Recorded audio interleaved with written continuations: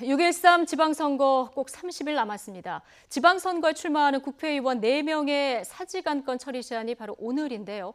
여야의 입장 여전히 평행선입니다. 자, 오늘 안에 극적 타협정이 나올 수 있을지 자세한 내용 김병민 경희대 개관교수 그리고 추은호 와이튼 해설위원과 이야기 나눠보겠습니다. 두 분 어서 오십시오. 네, 안녕하세요. 안녕하십니까.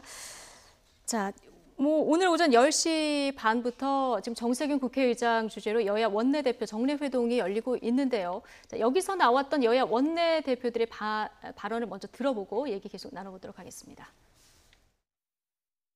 오늘 여야가 어떤 큰 충돌 없이 국회의장께서 당연히 처리해야 할 사안이기 때문에 그리고 우리가 오늘 이 문제에 대해서 자칫 잘못하면 여야 의원들이 선거 출마를 위해서 사퇴하는 것인데 그것을 사퇴하지 말라고 우리 국회가 저지하는 그런 모습으로 국민들에게 보여줘서는 안 된다고 생각합니다.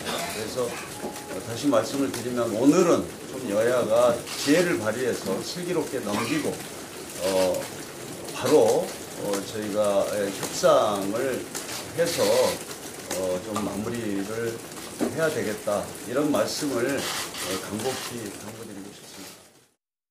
4명의 의원직 사퇴 처리는 그렇게 중요한데 지난 대선 공간에서 댓글 조작 정치 공작에 의한 민주주의 훼손에 대해서는 중요하지 않다는 말이죠. 대한민국은 댓글 조작하지 못하면 앞으로 정치도 못하고 대통령도 되지 못하는 이 암담한 세상을 왜 이렇게 방치하고 4명의 의원직 사퇴에서만 그렇게 방치하는지. 네.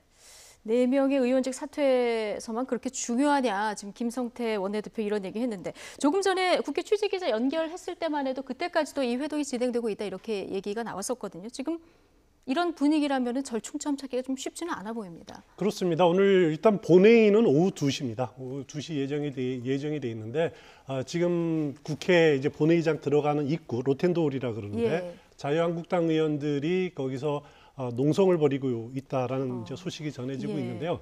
일단 오늘이 왜 시한이 중요하냐면은 오늘이 국회 요번 이제 광역자치단체장 선거에 출마하는 4명의 의원들이 있지 않습니까? 예. 그 의원들의 사퇴서를 이제 오늘 처리해야만이 6월 13일 지방선거 때 동시선거로 국회의원 보궐선거가 진행이 될 수 있다는 겁니다. 한 달 전까지는 해야 되는 30일 거죠? 전. 예. 그렇다고 오늘 예를 들어서 이제 본회의에서 사퇴서를 처리 안 한다고 하더라도 이 4명의 국회의원들이 그러면은 그 광역단체장 지도지사에 예. 출마를 못 하느냐? 그건 아닙니다. 그거는 출마는 할 수 있습니다. 근데 이분들이 빠져나간 자리요. 네, 그 자리. 보궐선거를 예. 올 그 6월 13일 다음 달에 못 하고 내년 4월로 연기된다라는 거지.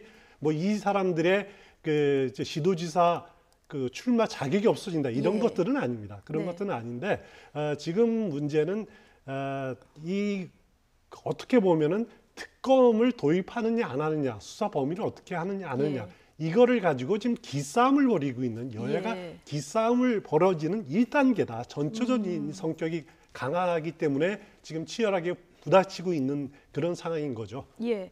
그러면 오늘 이 안건이 처리 안 되면 이들 이제 공석이 된 지역구의 보궐선거는 내년 4월에다 가능하다는 건데 그렇다면은 이 지역에 있는 그 주민들은 어떻게 되는 겁니까? 그래서 이제 주민들의 참정권을 침해당하게 된다라고 해서 지금 현재 여권이 강력하게 반발하고 있는 거고요. 원칙적인 이야기로 보게 됐을 경우 드루킹 특검이랑 지금 있는 보궐선거를 연결짓는 것은 사실 민주주의를 파괴하는 행위다. 민주당은 이렇게 주장하고 있는 겁니다. 반면 여기에서 한국당도 전혀 물러설 생각이 없는 건데요. 이 민주주의 얘기를 끄집어내면 드루킹에 대한 이 댓글 공작 사건이 그 무엇보다 민주주의를 파괴한 행위다라고 주장하고 있는 거기 때문에 여기 이제 밀릴 수 없다라는 생각을 갖고 있는 거고요.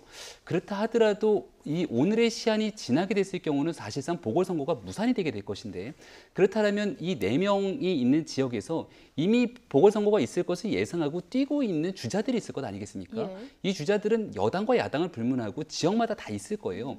그럼 이들의 반발을 어떻게 다 책임을 감당할 수 있겠느냐라는 이제 딜레마에 빠지게 되기 때문에 한국당도 최종적으로 반대하는 모습을 취하긴 하지만 오늘 마지막 자정 시한 전에는 최종적으로 합의할 수밖에 없을 거라는 생각이 들고요. 예. 만약에 이것을 무산시키지 실현시키기 위해서 마음을 먹었다라면은 할 수 있는 방법이 있습니다. 예. 그러니까 합법적 의사진행 방해, 그러니까 필리버스터 제도가 있기 때문에 필리버스터를 통해서 자정이 넘는 시간까지 본회의를 지연시키면은 말 그대로 모든 것들을 무산시킬 수 있는데 한국당도 거기까지 가지 않는 모습들을 본다면 지금 한국당 의원도 한 명이 있잖아요. 네. 예. 거기 경북에 있는 이철우 의원이 사퇴하게 된 지역이 있는 상황이 네. 있습니다만은 결국 최종적으로는 오늘 자정 전까지 한국당도 모종의 퇴로를 모색하지 않을까라는 생각이 들긴 합니다. 네.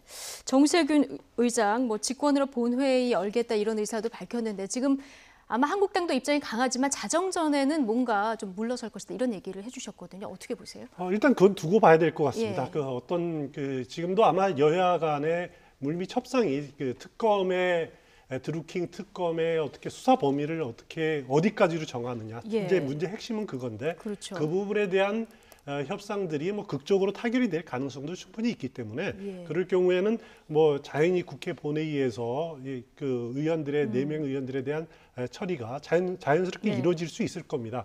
그렇지만 여기서 이제 용어를 좀 정리할 필요가 있는데요. 예.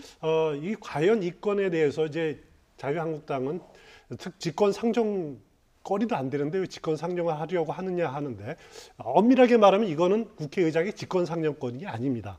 무슨 말이냐면 예. 직권 상정이라는 것은 우리 국회법 85조에 보면은 그 위원회에 회부하거나 회부돼 있거나 회부하려는 안건이 그 제대로 처리 안 됐을 때 의장이 심사 기한을 정합니다. 예. 그래서 그때까지 처리가 안 된 경우에는 예를 들어서 뭐 이제 뭐 여러 가지 요건은 있습니다만 천재지변이라든가 아니면 국가 비상사태, 여야 원내교섭단체가 합의하는 경우 그럴 경우에 직권으로 본회의에 그 안건으로 상정할 수 있다라는 거거든요. 예. 그렇지만은 이 4명의 의원 사퇴 처리권은 위원회에 회부돼 있는 안건이 아니라는 거죠.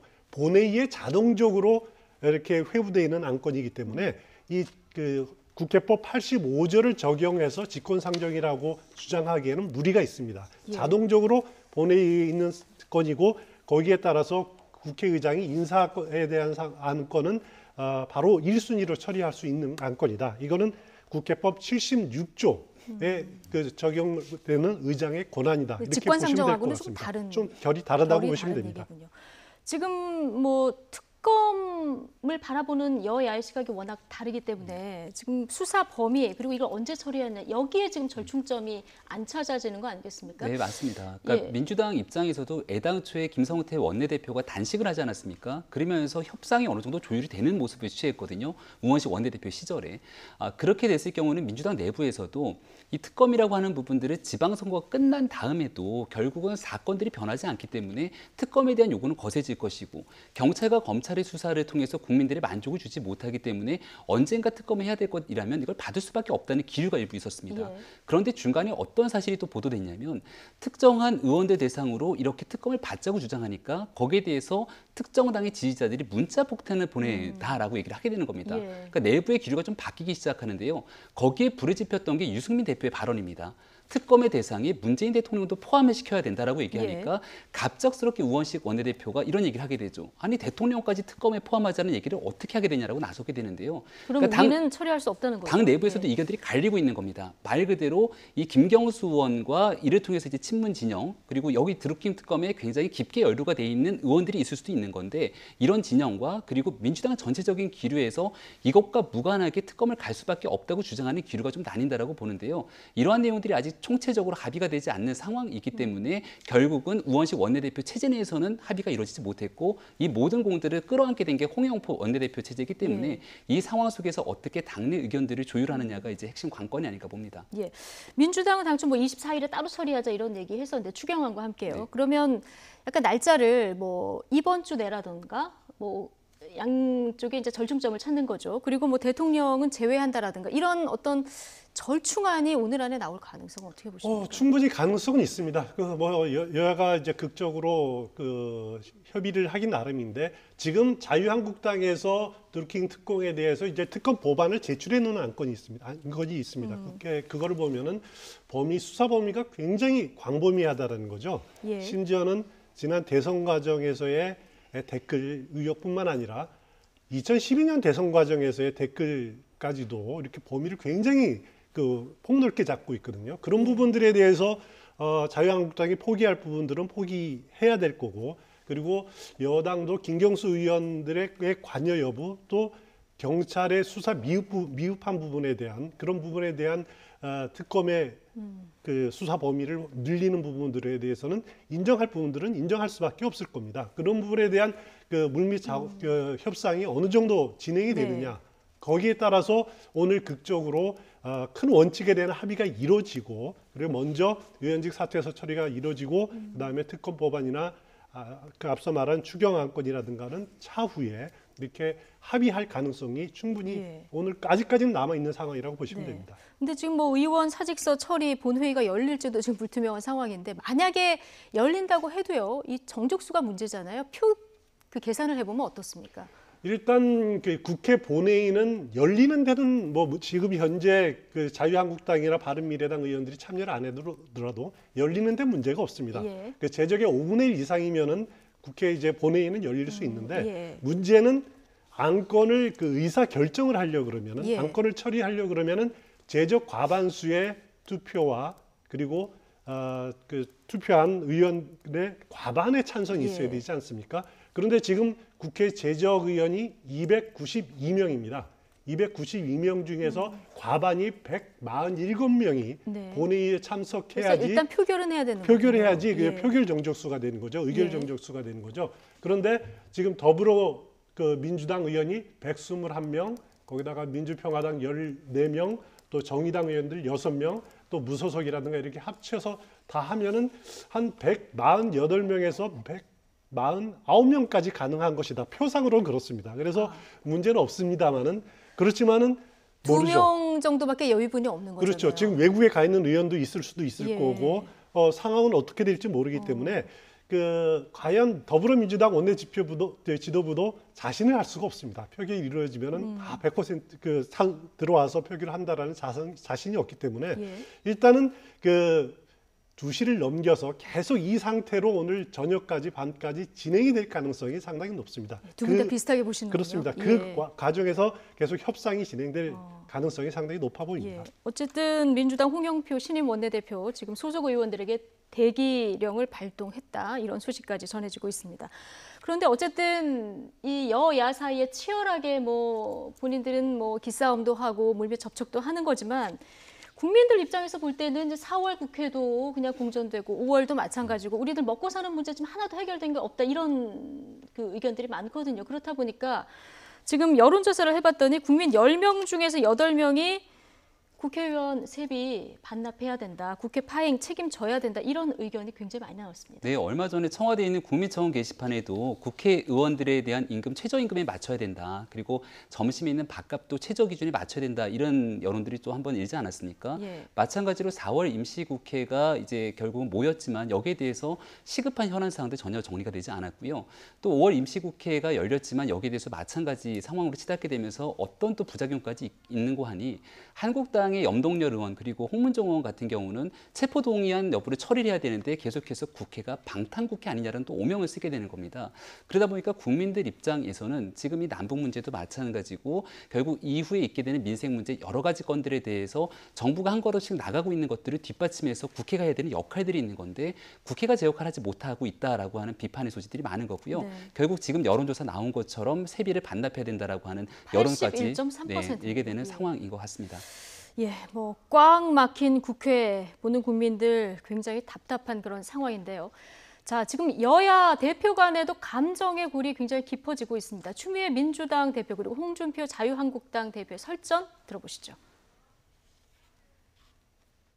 그래서 국회를 정상화시키자 그랬더니 마당에 가서 텐트 치고 들어 누워버리고, 이런 청개구리가 어디 있습니까? 청개구리 당입니다. 근데 그 청개구리가 빨간 옷을 입었어요. 상대당의 대표라는 사람이 참 말하는 거 한번 보십시오. 나 보면서 지적 수준이 의심스럽다. 네? 거기다가 같이 국회의원 하는 동료인데 어떻게 그런 이야기를 할 수 있냐. 지난번에는 트루킹을 파리로 비유를 하길래 파리의 도움을 받아서 대통령 된 사람은 왕팔이냐. 그러면 자다가도 벌떡 일어나서 대한민국 국민이라면 안도의 박수라도 쳐야 될 것 아니겠습니까? 정치를 하는 야당 지도자가 이게 배알이 꼴려서 못 보겠다. 그래서 빨간 옷을 입은 청개구리네요 했더니 그걸 계속 떠들고 있습니다. 어제 오늘 사이에. 맞긴 맞는 모양이죠. 네, 빨간 옷 입은 청개구리 그리고 뭐 왕파리. 자, 이제 보통은 이런 설전을 하더라도 원내대표나 대변인들이 보통 많이 했는데 대표들끼리 직접적으로 이렇게 설전을 오고 주고받고 있어요. 일단 두 분이 인연이 상당히 깊지 않습니까? 그렇죠. 같이 학창 시절, 그러니까 고등학교 시절을 대구에서 두 분 다 보냈고, 그리고 사법고시 또 사법연수원 동기들입니다. 그러니까 사법연수원 시절에 2년 동안 같은 반이고 앞뒤에서 그 강의도 같이 받고, 물론 말 한번 섞은 적은 없다고 이렇게 표현을 하지만은 예. 그래도 같이 이렇게 생활을 했었기 때문에 나름대로 개인적인 그 친분 느끼는 것이 우호도가 상당히 남다를 텐데, 이렇게 어떻게 보면 그 상대방을 겨냥해서 정말 원수처럼 가시돋친 말들을 서로 쏟아내는 것이 어떻게 보면 난영난제고 또 막상막하다라는 생각밖에 들 수 없는데, 정치 지도자, 정당 대표들의 말의 품격이라는 것을 생각하지 않을 수가 없습니다. 누가 옳고 그르고를 떠나서 대표들의 말을 보고 많은 정치 지도자 또 많은 학생들이 배울 텐데, 과연 이렇게까지 서로에 대해서 상처를 주고 국민을 피곤하게 하는 말들을 쏟아낼 필요가 있는가라는, 저는 개인적으로 상당히 좀 실망스러운 말이 아닌가라는 생각이 듭니다. 예, 그동안 뭐 여당 지도부 김성태 원내대표의 단식에 대해서는 참 말을 아껴오는 분위기였는데, 추미애 대표 뭐 작심한 듯이 김성태 원내대표 이 단식에 대해서 좀 비난을 하는 발언을 했습니다. 네, 그러니까 홍준표 대표 같은 경우는 사실 캐릭터 자체가 막말에 대해서 굉장히 많은 이야기를 또 쏟아내지 않았습니까? 그러다 보니까 홍준표 대표가 나는 서민의 용어로서 친근하게 얘기하는 것이 또 막말이 아니다라고 주장하고 있었고요. 그 이후에도 한국당 내에서 여러 가지 여론들이 있었지만 홍 대표는 크게 바뀌지 않는 분위기입니다. 그러니까 추미애 대표도 결국 캐릭터에 좀 기인한 측면이 저는 있다고 생각하는데, 과거 작년으로 정치 시기를 좀 돌려보면 추미애 대표의 머리 자르기 발언이 있었습니다. 그 당시에 국민의당이 캐스팅 보트를 쥐고 있는데 머리 자르기 발언을 통해서 국민의당을 곤혹스럽게 만들었고, 결국 청와대에 있는 인사가 가서 대리사과를 하는 모습으로 지나갔던 측면이 있거든요. 저는 여당과 야당 입장에서 특히 여당 대표의 입장이라는 걸 굉장히 신중해야 된다는 생각을 갖고 있는데요. 얼마 전에 남북 정상회담이 있기 전에 문재인 대통령이 극비리에 홍준표 대표를 같이 불러서 여야 단독 영수회담을 갖게 됩니다. 예. 그 이유인즉슨 남북 관계를 풀어가는 과정 속에서 제1야당인 한국당의 입장이 상당히 중요합니다. 남북 문제를 풀어가기 위해서 야당 대표를 끌어들여서 같이 가는 것이 협치의 기본인 건데, 그렇다면 지금 제1야당인 자유한국당의 대표인 홍준표 대표를 끌어당기면서 같이 협치 문제를 풀어가기 위해서는 여당 대표의 노력이 사실 굉장히 중요하거든요. 물론 누구의 잘잘못을 따지는 부분은 아니지만 한 단계 더 나가서 너그럽게 끌어안아야 되는 모습을 보여야 되는 건 추미애 대표가 먼저 손을 내밀어야 되지 않을까 생각이 됩니다. 예. 어쨌든 이런 대표 간의 막말 설전이 지금 뭐 특검 도입을 더 어렵게 하는 거 아니냐, 이런 지적도 나오고 있는데, 어쨌든 뭐 이 모든 발언들이 지방선거를 의식한 그런 발언 아니겠습니까? 꼭 한 달 남았는데 지금 한반도 훈풍이 모든 이슈를 이제 빨아들이는 블랙홀처럼 돼버린 그런 그렇습니다. 상황이에요. 예. 그렇습니다.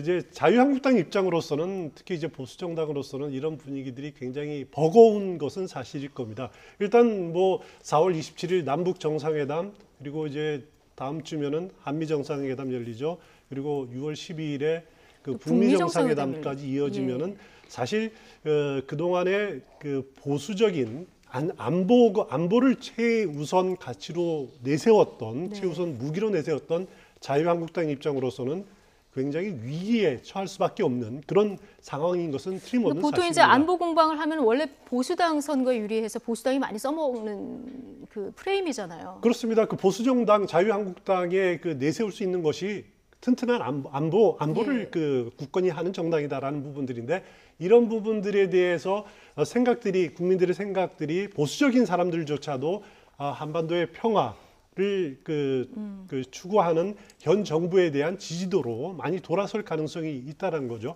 거기다가 또 가뜩이나 문재인 전 대통령과 또 민주당의 지지도가 70%, 50% 계속 높지 않습니까? 거기에 대해서 자유한국당으로서는 어떻게 보면은, 아니 보수 정당으로서는 그 중간 평가라고 할 수 있는 내밀 수 있는 카드가 이제는 사라졌다라는 거죠. 그래서 어떻게 보면은 그 보수 정당인 자유한국당으로서는 이 지방선거를 승부를 볼 수 있는 카드들이 다 하나도 없어졌다는 것에서 예.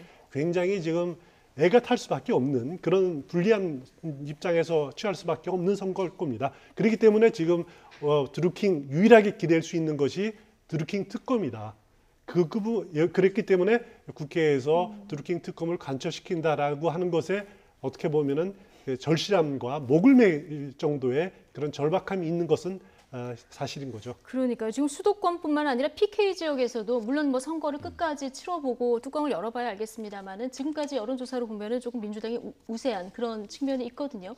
홍준표 대표의 뭐 위장평화쇼 이런 발언들이 오히려 도움이 더 안 되고 있는 걸까요? 남북 문제에 있어서는 보수 진영에서 앞으로의 이 관계를 어떻게 풀어낼지에 대한 근본적인 고민이 필요한 시점일 겁니다. 그러니까 미국 같은 경우도 대표적인 강경파라고 부렸던 이 그레엄 상원의원 같은 경우도 최근에 입장들을 좀 선회하는 모습들을 보였고 트럼프 대통령이 올 초에 이 백악관에서 열렸던 여러 가지 내용들을 통해서 밝혔을 때는 북한의 인권 문제를 거론하면서 엄청나게 강하게 북한을 압박했지만 최근의 기조는 미국 정상회담을 통해서 북한의 비핵화를 실현시키고 북한의 정상국가를 끌어가겠다고 하는 방향들을 명확하게 설정한 바가 있거든요. 그렇다면 이 대한민국의 보수 진영이 바라보기에 북한이 가지고 그동안 보여줬던 여러 가지 행태가 그동안 우리 국민들을 불안하게 만들었고 여러 차례 속여왔던 측면들이 분명히 존재합니다. 거기에 대해서 의구심을 가지고 완벽한 비핵화를 달성하기까지의 합리적인 견제라는 건 당연한데요. 예. 그 이후에 만약 미북 정상회담이 정상적으로 성사가 돼서 북한이 비핵화의 길에 나서고 정상국가로 나서게 됐을 경우 그럼 대한민국의 보수는 어떤 선택을 해야 될 것인가에 대한 고민에 빠지게 되거든요. 과거 얼마 전까지만 하더라도 한국당은 결국 전술핵 재배치를 당론으로 설정을 했는데 지금 상황에서 이 전술핵 재배치를 이야기하기도 상당히 민망한 상황인 겁니다. 그 다음에 한국당의 당론이 무엇인지를 정확히 정해야 되는데 지금은 그걸 정하지 못한 상태로서 지방선거를 목전에 두고 있어서 아마도 지방선거 이후에 여기에 대한 논란들은 뜨겁게 이어지지 않을까 생각이 됩니다. 네. 뭐 한국당 한 달 남은 기간 동안 어떤 전략을 또 마련할지도 좀 관심 있게 지켜봐야 될 것 같은데요. 드루킹 특검 논란으로 이번 지방선거에서 사실 경남지사 선거가 최대 이슈지 않았습니까? 그런데 지금은 경기지사 선거가 뜨거운 이슈로 떠올랐습니다. 자, 남경필 지사 그리고 이재명 후보의 가정사를 꺼내들면서 민주당을 강하게 압박하고 있는데요. 이 내용 들어보시죠. 음성 파일을 민주당 지도부, 이런 추미애 대표가 들어보시면 이거는 정말 공당 민주당의 얼굴로서 도지사 선거에 나서는 거잖아요. 1,300만의 대표입니다. 근데 거기에 보면 정말 그 상식적인 이런 폭언이 있고 그건 또 여성에 대한 것이었고 또 어떻게 보면 요즘 대한민국을 공분하게 하는 게 이제 힘 있는 사람들의 갑질이잖아요. 100만 성남 시민으로서 상대적으로 약한 사람에게 갑질을 한 거라고 전 느낍니다. 그래서 민주당 지도부가 이것을 들어보고 판단하는 겁니다. 이미 들어보고도 결정을 했다면 그건 상식적으로 납득이 안 되죠. 안 들어봤다면 안 들어봤을 거라고 생각하는데 저도 얘기만 들었지 최근에야 이거 들었거든요. 한번 들어보고 민주당의 후보로 적합한지 판단하시길 바랍니다. 네. 자, 이런 이유로 지금 남경필 지사는 민주당의 경기도지사 후보를 교체해라 이런 요구를 하고 있거든요. 사실 가능한 얘기입니까? 그러니까 이게 남경필 지사가 혼자 얘기한 것이 아니고 애당초에 이 논란이 불거지기 시작했다는 건요. 일간지의 한 광고에서 해경군 김 씨는 누구입니까? 라고 광고를 하게 되죠. 그러니까 지나가는 민주시민 일들이라는 표현을 쓰게 되는데 아마도 민주당 내부의 지지자 입장에서 이재명 후보와는 결을 달리하고 있는 지지자가 아닌가라고 추정이 됩니다. 여기서 주장을 하면서 나중에 폭언에 관한 이야기까지 나오게 되고 그다음에 한국당의 홍준표 대표가 나서서 나보고 막말을 많이 한다고 얘기하는데 나보다 막말을 실제로 더 많이 하는 건 이재명 후보다라고 얘기를 합니다.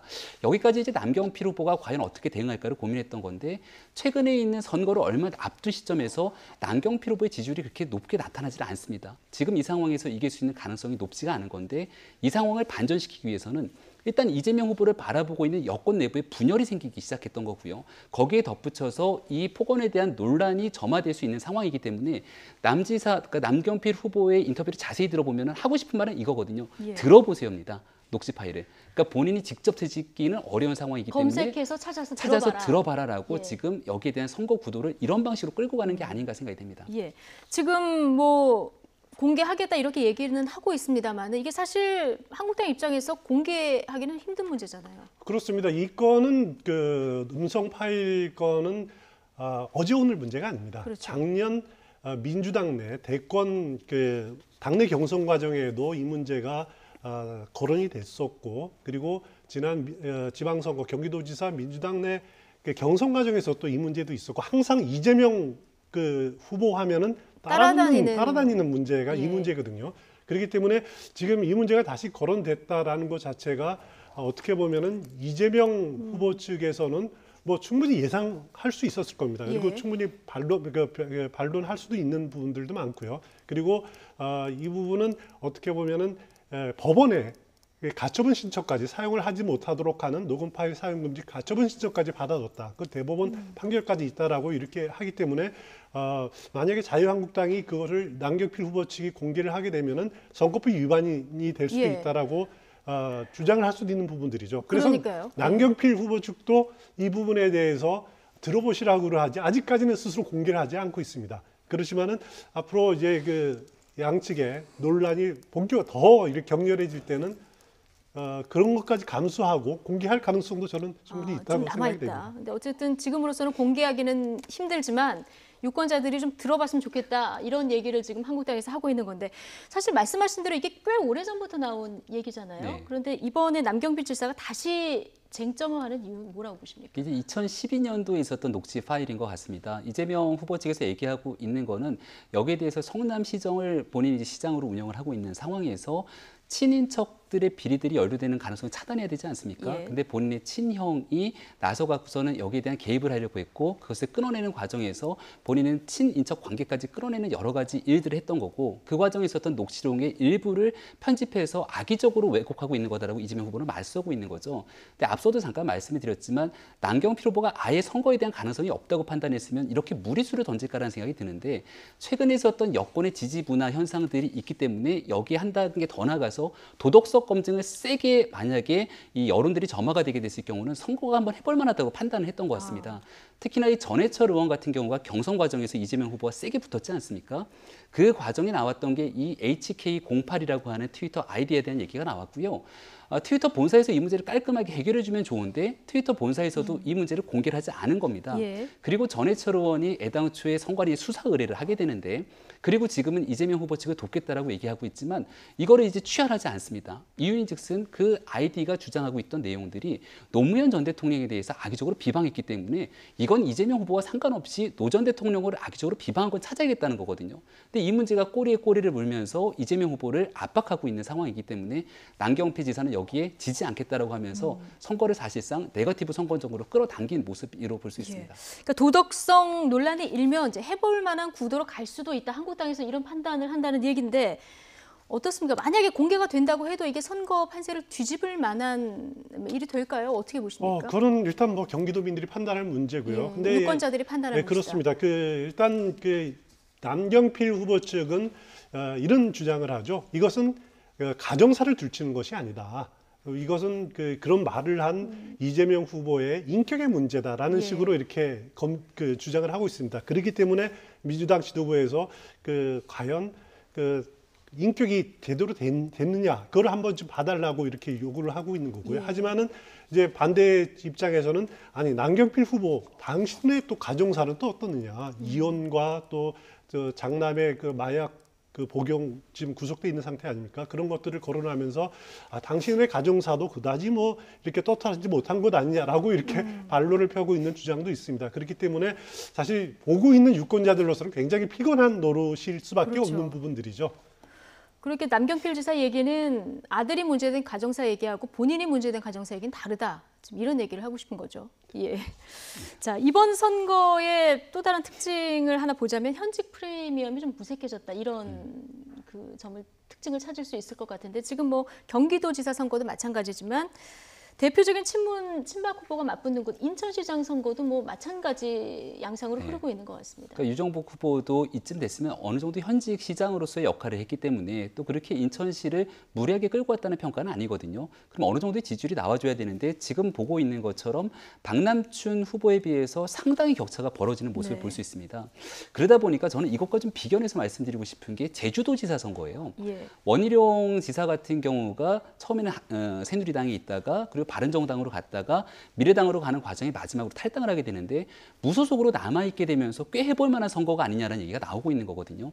그러니까 지금 현직에 대해서 현직 디스카운트가 이루어지고 있는 것이 아니라 결국은 자유한국당 디스카운트가 이루어지고 있는 현실이다. 그러니까 한국당의 브랜드를 달고 나가서 선거를 치를 수 있는 건 TK, PK 지역이 일부에 해당할 뿐 지금 문제가 되고 있는 건 경기, 인천. 전통적인 수도권 지역은 중도에 있는 유권자의 표심이 가장 중요한데 중도에 있는 유권자의 표심을 한국당으로 다잡기가 굉장히 어렵다라는 거죠. 사실 여기 이제 미래당 입장에서 아주 걸출한 후보를 낸 것도 아닙니다. 그렇게 되면 표가 분산되는 효과가 있는데 거의 한국당이 현직으로 독식하다시피 하는 선거 과정에서도 이 정도의 여론조사가 나왔다는 건 한국당 내부에서도 분화 현상들이 일어나고 있다는 거고요. 수도권을 중심으로 당의 미래를 건설하고자 하는 의원들의 입장 그리고 영남권을 중심으로 기존에 있는 표를 단단하게 지켜야 되는 입장이 맞서고 있는 터라 이게 지금 한국당을 가장 곤혹스럽게 만드는 딜레마가 아닌가 생각이 됩니다. 그러니까요. 그러니까 남경필 지사, 유정복 시장 현 도정 잘하고 있냐 이거 질문하면 잘하고 있다는 답이 많다고 하거든요. 그렇습니다. 그런데도 지금 안 되는 거잖아요. 그렇습니다. 그러니까 현역 시장 또 현역 시장 도지사들의 개인적인 역량으로는 한계에 지금 부딪혀 있다라는 거죠. 그렇기 때문에 남경필 지사 경우가 네거티브를 쓰는 전략을 쓰는 이유도 뭐 마지막 남은 수단이다 이렇게 볼 수밖에 없는 것 같고요. 그리고 유정복 시장 경우에는 이게 굉장히 클 겁니다. 예를 들어서 남북 화해 분위기 하면은 인천이 기대할 수 있는 그런 나름대로 경제적인 기대감 이런 것들이 많거든요. 그런 것들이 과연 유정복 현 시장이 충족시킬 수가 있는가라는 부분들에 대한 시민들의 회의감 이런 것들이 또 작용을 하고 있는 것이 아닌가라는 생각이 듭니다. 어쨌든 남북 정상회담 또 문재인 대통령의 높은 국정운영 지지율 또 여당에게 유리한 지방선거 이 상황에서 지방선거 전날 북미 정상회담까지 열리는 이런 상황 아니겠습니까? 참 야당으로서는 난감할 수밖에 없는 이런 상황인데요. 자, 여기 홍준표 대표 어떤 입장을 밝혔을까요? 들어보시죠. 6월 12일 날 미국 정상회담 한다고 오늘 발표를 했어요. 그게 무슨 뜻입니까? 얼마나 북한과 문재인 정권이 지방선거 전에 정상회담 해달라고 사정을 했겠습니까? 근데 얼마나 사정을 냈으면 하루 전날 이제 싱가포르에서 회담을 한다. 결국은 남북 평화쇼로 6.13 지방선거를 덮어버리겠다. 결국은 북미 정상회담 날짜를 지방선거 전에 해달라 이렇게 졸라서 날짜가 결정된 거다 이런 얘기를 좀 하고 있는데요. 만약에 북한이 스스로 결정했다라면 우리 정부가 북한한테 졸라서 그렇게 해서 선거에 영향이 미친다는 주장이 아주 일부는 형성될 수 있을지도 모르겠다는 생각을 가질 수도 있습니다. 근데 지금 미국과 북한이 굉장히 줄다리기를 하면서 회담의 의제, 장소, 일정들을 조율한 바 아니겠습니까? 근데 만약에 홍준표 대표 주장처럼 미국이 여기에 대해서 대한민국의 지방선거에 영향을 미치기 위해서 같이 결정을 했다면 미국 입장에서는 한국당은 안중에도 없는 거네요. 그러니까 실제로 한국당이 지금 현재 앞으로 있게 되는 미국 정상회담 과정에서 이렇게 얘기를 해달라고 워싱턴에다가 의견서까지 전달한다고 하는데 정확하게 대한민국과 이 동맹관계를 맺고 있는 미국과 든든한 유대관계를 가져왔던 것도 대한민국 보수정당 아니겠습니까? 근데 지금 미국 입장에서 과연 대한민국 정치 상황을 바라보고 한국당의 입장을 어떻게 바라보는지도 좀 생각을 해야 될 거예요.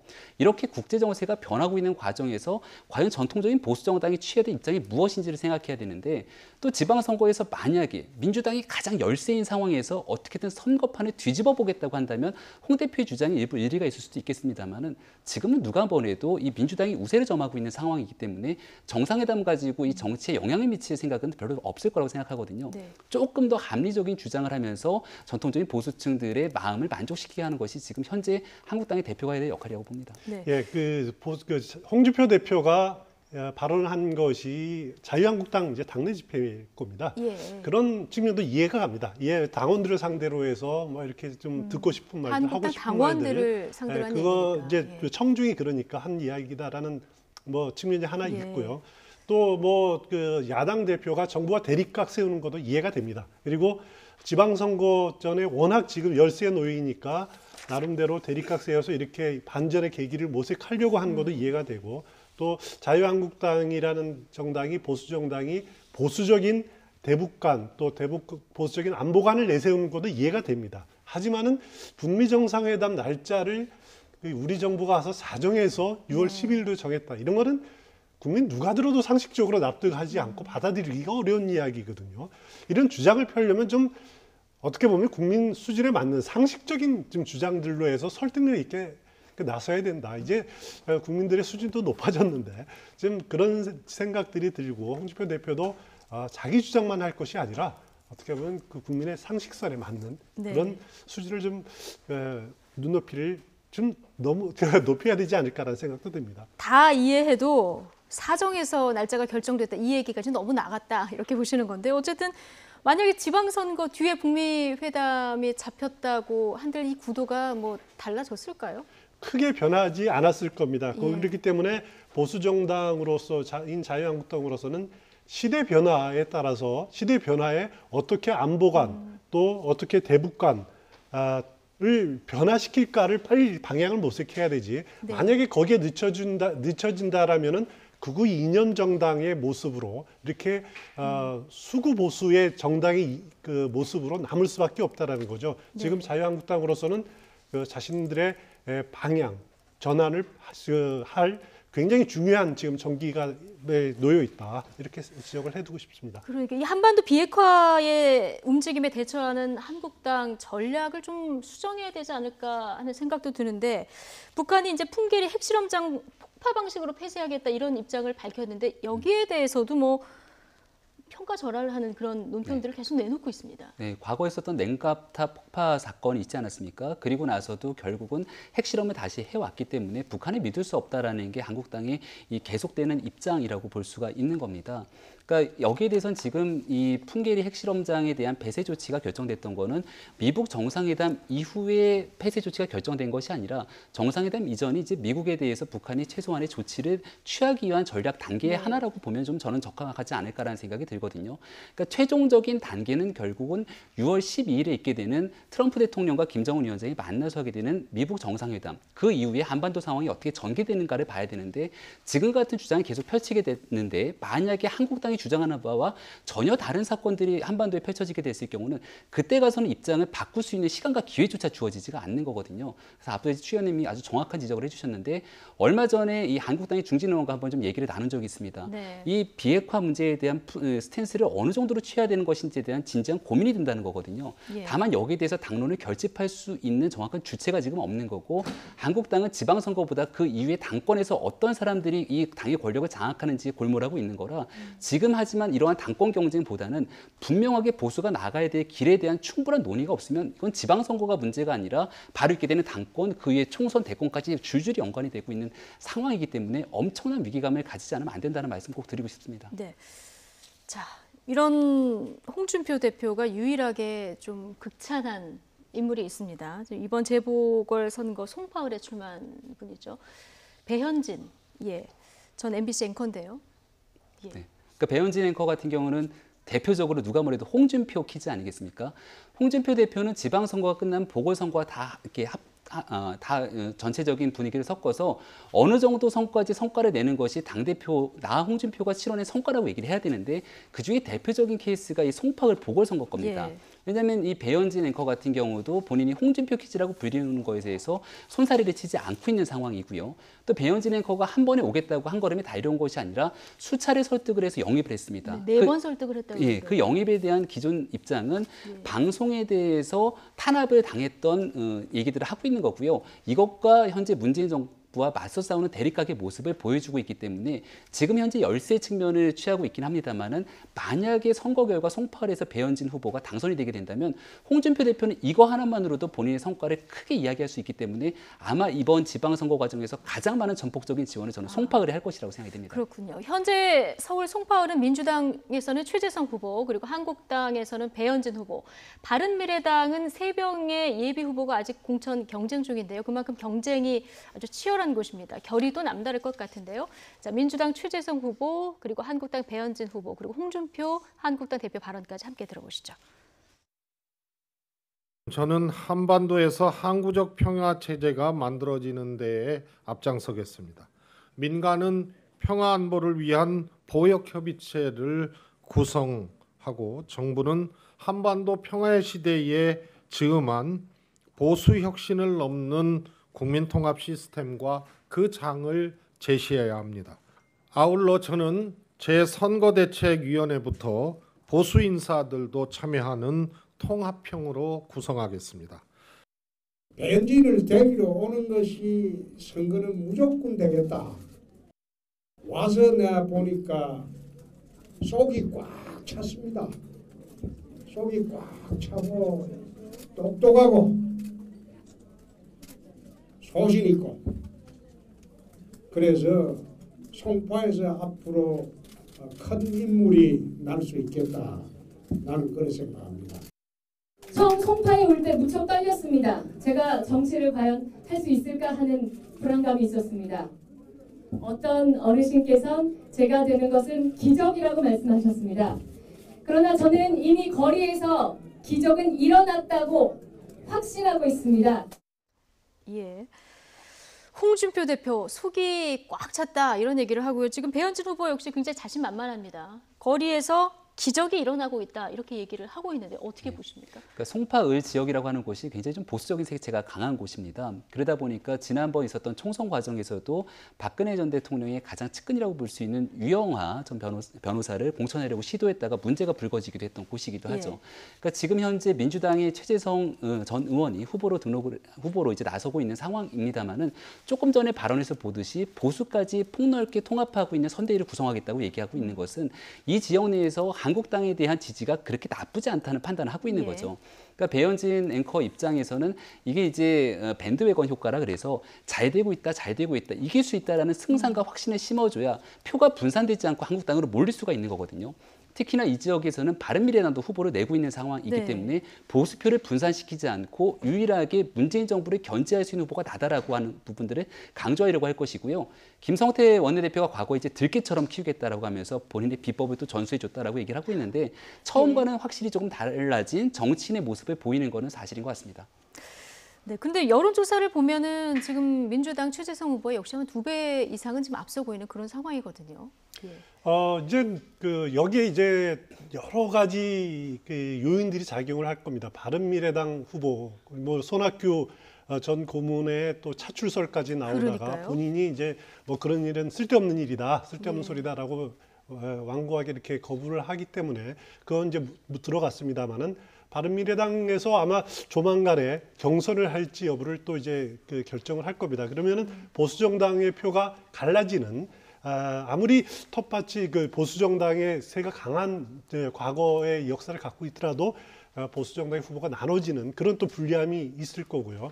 거기다가 여론조사를 보면은 최재성 후보의 지지도가 상당히 높은 거로 이렇게 나타나고 있기 때문에 정치 신인인 배현진 후보가 과연 이 열세를 어떻게 극복할 수 있느냐, 그리고 주민들이 참신하다는 이미지보다는 과연 정치적인 역량에 대한 의구심을 많이 품고 있을 텐데 그걸 어떻게 본인이 그 선거운동 기간 동안에 극복을 하고 자신의 역량을 보여주느냐, 여기에 따라서 상당히 그 표 행방이 결정이 나지 않을까라는 생각이 듭니다. 손학규 전 고문 같은 경우는 이제 고사를 했다 알려지고 있는데 만약에 손학규 고문이 나온다고 하면은 이 민주당 후보에 좀 대적할 만한 겁니까? 저는 여기에서 손학규 전 고문이 나올 가능성이 없다고 봅니다. 일단 없고, 가능성 자체가 없다. 아예 나올 가능성이 없고, 그리고 일단 지금 3명의 후보들이 바른미래당 경우에는 예비 후보로 선관위에 등록을 돼 있고 당내 경선에 3명 혹은 4명이 나온다 그러는데 지금 당내 경선으로 한 명의 후보를 뽑지 않을까라는 생각이 듭니다. 근데 여기서도 또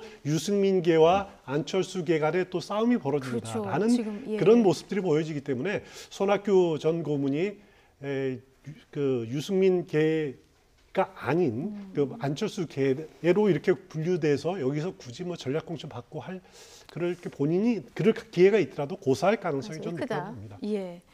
그런데 홍준표 대표는 지난 대선에서도 여론조사에 굉장히 불만이 있지 않았습니까? 이번에도 뭐 국정 지지율 여론조사에 대해서 북풍 선거의 엉터리 여론조사가 기승을 부리고 있다. 이런 비판을 또 내놨습니다.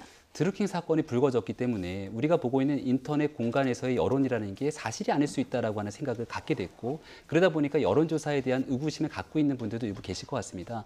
그렇기 때문에 홍준표 대표는 이와 같이 현재 보여지고 있는 여론조사가 다가 아니고 선거가 막상 닥치게 됐을 경우는 훨씬 더 나은 성과가 나올 수 있다. 이렇게 주장을 해야지만 선거를 치러낼 수가 있는 거거든요. 근데 굉장히 아이러니하게도 홍준표 대표가 얼마 전에 등록되지 않는 여론조사를 공표해서 선관위로부터 과태료 2천만 원 처분을 받게 되지 않습니까? 그럼 여론조사를 맹신하지 않는다라면 그와 같은 또 여론조사를 공표해서는 안 되는 건데 여기에 대한 약간 논리적인 이율배반적 형식이 있는 거거든요.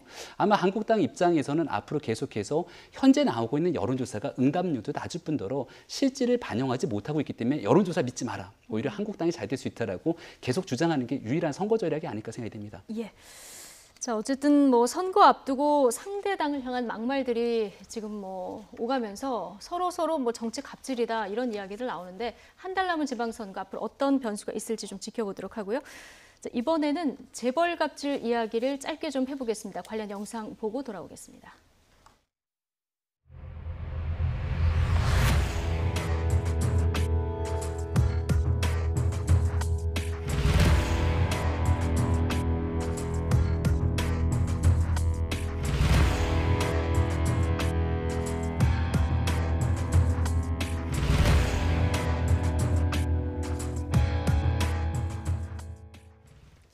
네, 지금 뭐 대한항공 일가는 사면 초과에 몰린 그런 분위기입니다. 지금 보면 갑질이 어디까지 나올지 지금 끝도 없이 나오고 있는데 이번에는 외국인 가사 도우미에게 갑질을 일삼았다 이런 보도도 나왔습니다. 네, 맞습니다. 그러니까 필리핀에 있는 가사 도우미를 불법 취업시켜서 또 거기다가 갑질까지 했다. 그리고 제대로 된 임금까지 주지 않았다는 건데요.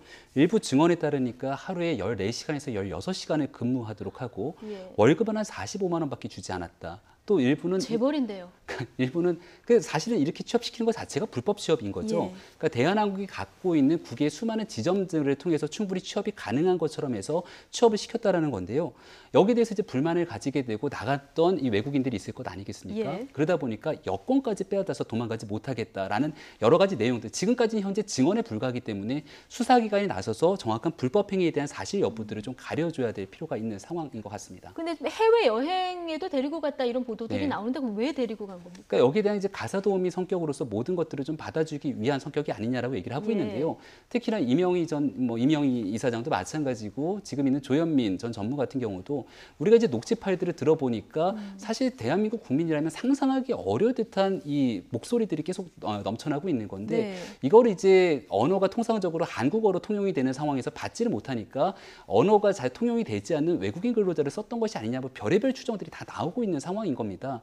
그러니까 말씀하셨던 것처럼 대한민국 재벌로서 이 노블리스 오블리주를 실현해야 되는 게 정상인 건데 도저히 국민적 상식과는 맞지 않는 일들이 한두 가지 영역들을 벗어나서 있는 상황이라 명확한 거는 도덕적인 부분을 떠나서 법적으로 문제가 되는 것들을 명확하게 좀 처벌할 수 있는 기준들을 마련해야 될 것 같습니다. 예, 지금 갑질 의혹 관련해서 경찰, 검찰 수사 진행되고 있고 고가 그 명품 밀수 의혹 관련해서는 관세청이 또 나서야 되는 부분이고요. 세금 탈루 관련해서 국세청도 나서야 되는 상황이고 지금 말씀드린 그 가사 도우미, 외국인 가사 도우미 관련해서는 지금 이 문제 때문에 출입국 당국까지 또 바빠진 그런 상황이거든요. 그러니까 전방위적으로 지금 수사할 거리들이 굉장히 많은 이런 상황이에요. 그렇습니다. 지금 차곡차곡 워낙 여러 가지 갑질 의혹들이 쏟아지고 나오니까 각 사정기관들이 어떻게 보면은 여러 곳에서 이제 조사가 벌어지기 때문에 과연 어느 쪽에서 먼저 결과가 나오느냐가 주목이 되지 않을 수가 없습니다. 거기다가 이제 상속세 탈루 의혹에 대한 조사도 검찰 조사도 지금 본격화되고 있고요. 그렇기 때문에 또 직원들의 두 차례에 걸친 이렇게 집회와 또 촛불 집회와 또 앞으로도 집회가 계속될 가능성도 충분히 있고 또 계속적인 그 사내의 내부 고발이 계속 이어지고 있는 상황이기 때문에 과연 그 끝이 어딜지 정말 그 아무도 알 수 없는 문제가 아닌가라는 생각이 듭니다. 그러니까 내부 고발이 지금 계속 나오고 있는 이런 상황이라서요. 김병민 교수님, 마지막으로 촛불 집회 당분간 계속될 건데 여기서 요구하는 목소리가 총수일가 사퇴하라 이 문제 아니겠습니까? 이렇게도 가능성이 있다고 보십니까? 지금 총수일가가 사퇴를 진지하게 했으면 이와 같이 상황이 더 확산되지는 않았겠죠. 그러니까 지난번 있었던 땅콩해양 사건에서 보듯이 한번 고개를 숙이고 시간이 좀 지나고 나면 여론은 잠잠해질 것이고 결국 회사는 이와 같은 형태로 운영될 수 있다라고 하는 잘못된 신념을 갖고 있었던 게 아닌가라는 생각이 들고요. 그러니까 두 번 다시 속지 않겠다 그래서 가면을 쓰고 집회를 하고 있습니다만 충분하게 누군지 노출이 가능하고 여기에 대해서 회사에서 경영상 또 불이익을 받을 수도 있다는 판단이 되지만 직원들이 나서고 있고 또 국민적 감정이 좋지 않은 상황입니다. 대한항공이 주식회사이긴 합니다만은 여기에 대해서 이 총수일가가 갖고 있는 주식 비중이 또 한정이 돼 있을 것이고요. 소액주주도 있지만 이대주주로서 국민연금도 여기에 대한 역할들을 분명히 행사해야 된다는 얘기가 나오고 있는데 그렇기 때문에 이 스튜어드십 코드를 다시 한번 도입을 해서 여기에 대해서 국민연금이 제대로 된 경영에 대한 권한을 행사하고 총수일가가 이와 같은 형태로서 대한항공을 잘 이끌어오지 못한 부분들을 과연 어느 정도까지 사회가 바로잡을 수 있도록 해야 되는지 이런 논란들은 계속 증폭되지 않을까 생각이 듭니다. 국민적 공분이 워낙 커지고 있는 상황이기 때문에 총수일가 뭔가 책임을 지고 사퇴까지 좀 고려를 해봐야 된다. 이런 얘기를 해주셨습니다. 자, 김병민 경희대 개관교수 그리고 추은호 와이든 해설위원과 함께했습니다. 두 분 고맙습니다.